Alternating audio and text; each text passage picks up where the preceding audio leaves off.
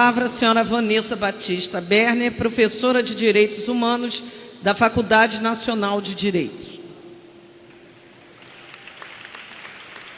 Estou recebendo aqui uma relação das próximas falas. Adriana Mello, juíza de Direito, deputada federal Jandira Fegali, deputado Alves Lira, deputado Paulo Ramos e Jéssica Ribeiro, da Frente de Mulheres.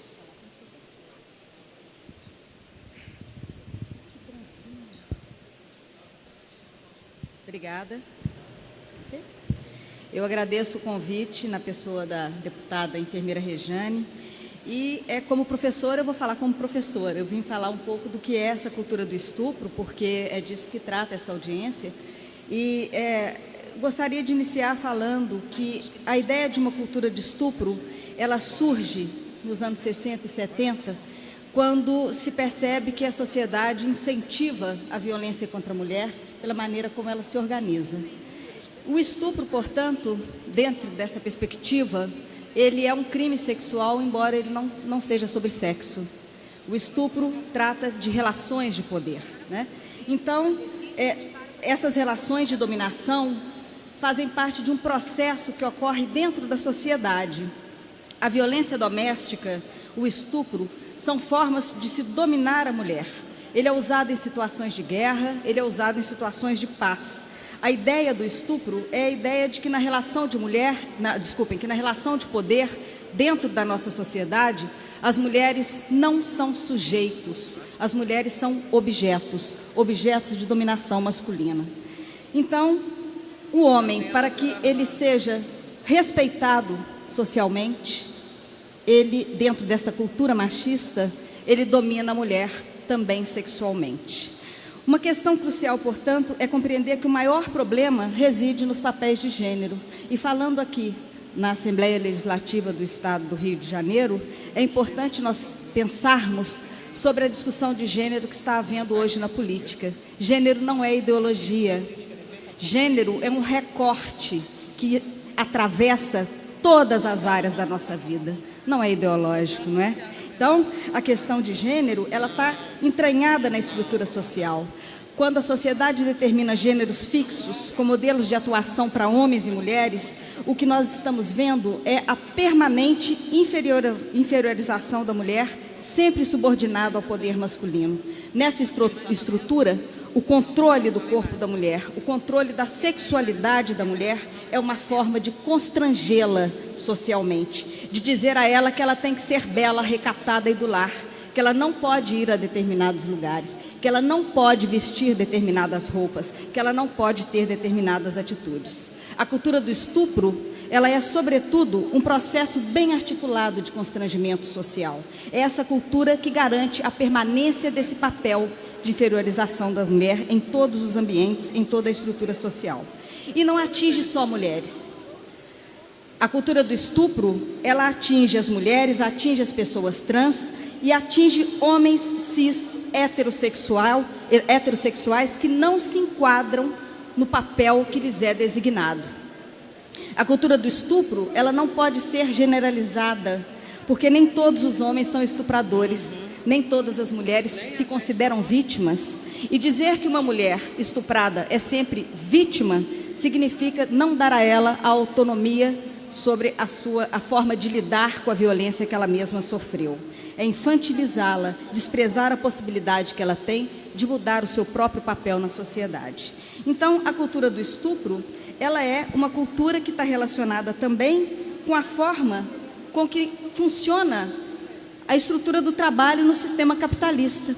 Desde o século XIX, a mulher sempre teve salários menores que os salários do homem.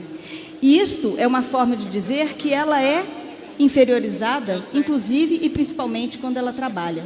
O fato do trabalho doméstico, por exemplo, não ser remunerado é uma maneira de se dizer que o trabalho mais importante realizado pela mulher, que é o trabalho do cuidado com a sua própria família, não vale nada, né? Então, a mulher pobre é uma mulher que sempre trabalhou. Mas só quando uma mulher da elite começa a ingressar no mercado de trabalho, é que esta questão passa a ser menos silenciada. Expressões como bela, recatada e do lar, elas existem para além de naturalizar o lugar da mulher dentro de casa, elas existem também para reforçar uma cultura de estupro. Reforça na medida em que, como a própria doutora Cristiana disse, né? Se ela não bebesse, se ela não fosse amiga do traficante, se ela não fosse no baile funk, ela não seria estuprada. Essa é a cultura do estupro. É disso que nós estamos falando aqui. Entretanto, a maior parte dos estupros, de acordo com dados do IPEA, ocorrem dentro de casa, né? Segundo o IPEA, anualmente ocorre em torno de 527 mil tentativas de estupro no Brasil. Um estupro a cada 11 minutos é o que ocorre no Brasil. 70% desses estupros são cometidos por parentes, por namorados, por companheiros, por maridos, por padrastos, pelo pai.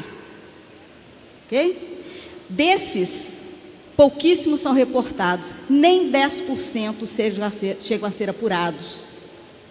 Ou seja, a cultura do estupro, ela está absolutamente entranhada na nossa sociedade. E isso vai ficar mais claro ainda quando nós nos deparamos com questões como as que estão permeando este estupro ocorrido recentemente aqui no Rio de Janeiro. Por quê? Porque, na realidade, tem a ver com uma outra questão, que é a questão da proibição do uso de drogas. A proibição das drogas é uma questão extremamente relacionada com a questão de gênero. Especialmente porque uma mulher que usa drogas, sejam elas legais ou ilegais, ela está vulnerável. E ela está mais vulnerável porque ela está submetida a este controle do seu corpo, da sua sexualidade, dentro desta cultura do estupro. Então, na realidade, a mulher, a criminalização de drogas, além de ser uma forma institucionalizada, como todos sabemos, de genocídio do povo negro, do povo pobre, do povo periférico, ela é mais uma potencializadora da violência sexual contra as mulheres, porque ela nos deixa, a nós mulheres, ainda mais vulnerabilizadas, tanto perante a polícia, quanto pelos próprios traficantes e outros agentes do tráfico. Combater a cultura do estupro, portanto, passa por políticas públicas que vão muito além da legislação. Legislar é muito adequado, é muito importante e é necessário. Adequar a legislação à proteção da mulher, a esta rede em torno da mulher, passa também pela discussão com os movimentos sociais, porque a legislação por si só não é suficiente. Esta se modifica na medida em que encampa a igualdade entre homens e mulheres, na medida em que se garante a liberdade sexual para todos e para todas. Práticas sociais demoram a mudar. E por práticas sociais nós podemos entender tanto as nossas práticas diuturnas dentro da nossa casa, quanto práticas que são colocadas para o público, como publicidade, jornalismo, os produtos midiáticos, as telenovelas. Todas elas fomentam a cultura do estupro. Nós só podemos, portanto, combater essa cultura do estupro se nós conseguirmos ampliar o diálogo entre homens e mulheres, se nós conseguirmos lutar para que os papéis de gênero não sejam mais opressores e que sejam respeitadas as autonomias das pessoas. Só assim nós vamos conseguir substituir uma cultura do estupro por uma cultura de direitos humanos. Direitos humanos entendidos não como postulados metafísicos ou como declarações de boas intenções, que fique claro, mas entendidos como uma cultura que se constitui na afirmação da luta do ser humano pela dignidade, pela vivência dos seus desejos e das suas necessidades. Muito obrigada.